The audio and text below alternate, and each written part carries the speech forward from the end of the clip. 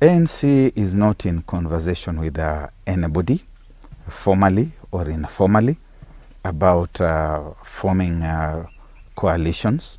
We belong to the National Super Alliance, the NASA coalition, that brings together 5 political parties, being ANC, being Ford Kenya, Chama cha Mashinani, and ODM, and of course Wiper.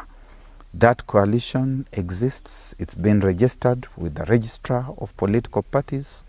For us to get into another coalition, we would need maybe as NASA first to sit down and hold a conversation and agree that as NASA we are going into a coalition arrangement with other parties on the basis of certain felt urgent needs in the country.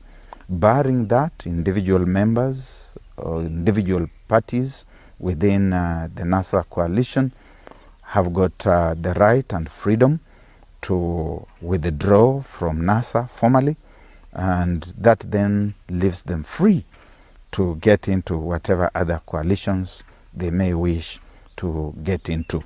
But you cannot possibly be in 2 coalitions at the same time. The Political Parties Act that makes provision for that kind of formation does not recognize the possibility that you could have one leg in one coalition. I can only talk about what the law says. And the law says that you can get into a coalition before or after elections. And our coalition was a pre-election coalition. That doesn't mean that if you are a member of that coalition, you may not withdraw and go into another coalition. In any event, for ODM, for example, to go into a coalition arrangement with KANU, if that is where they are going, whether they want to go into a coalition with Jubilee, if that is where they are going, they would need to negotiate first. And that negotiation they can do even as they remain within the pre-existing coalition. And I think let us not judge them too harshly. They are within their rights to do that. But we as ANC know where we are. We know that we are in that which we call the opposition, although of course the Constitution itself does not talk about the opposition. But within the common practice of politics and governance, you always have those who are in government, and then you have those who are in the opposition, such that the opposition existed even in the one-party days of KANU, when opposition was not recognized constitutionally, and therefore we can say we are in the opposition. There must be somebody to monitor what government is doing, to oversee, to represent the alternative voice, the alternative vision, the alternative focus, and that is a role that we are playing. This is the internal power struggle in Jubilee. Those of us who are outside Jubilee must wonder what happened to yangu 10 alafu ya Ruto 10. But that is their problem. It is not our problem. They have got every right to decide who they would like to be the leader of the majority in the Senate and even afterwards in the National Assembly.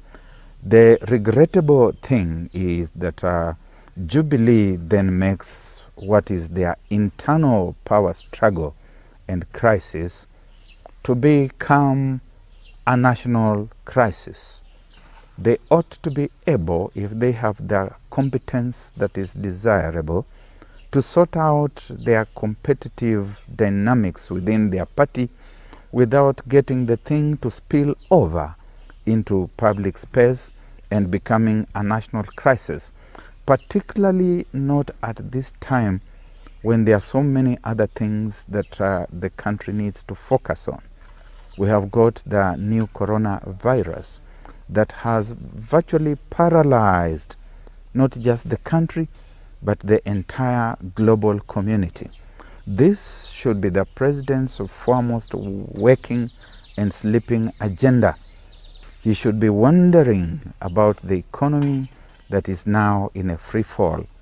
He should be wondering about the diminishing tax base. Even as the Kenya Revenue Authority gives us its estimate of 2.7 trillion that it hopes to collect, we are wondering where it is going to collect that from, whether it be 2.1 or 2.7 trillion. Where is it going to collect that from when enterprises across the board are getting into a state of paralysis, when personal income is disappearing because you cannot tax nothing? People must make certain earnings which you then go out to tax. That is where the focus of a sober leadership that is informed with the welfare of the people should be attending to. Not about whether so-and-so will be on the presidential ballot paper in 2022 or will not be. As the government in waiting, we don't mind who they are going to bring on that ballot paper. We would expect that they should be doing the business of government as they have been mandated, without this diversion. It is a time when jobs have been lost, incomes have been lost, even for those who are nominally still employed. The informal sector is collapsing. You go to Kakamega here in Lubao, where people have been selling cattle, the market is closed. Other cattle markets are closed. You go to the fishing industry here in Kisumu, it is collapsing. You look at the border business here, it is collapsing. You look at a country and you can see that it is a country that has got enough crisis to keep it going without the ruling party and the government executive generating a new source of crisis for the country to train its attention on. Our children are at home.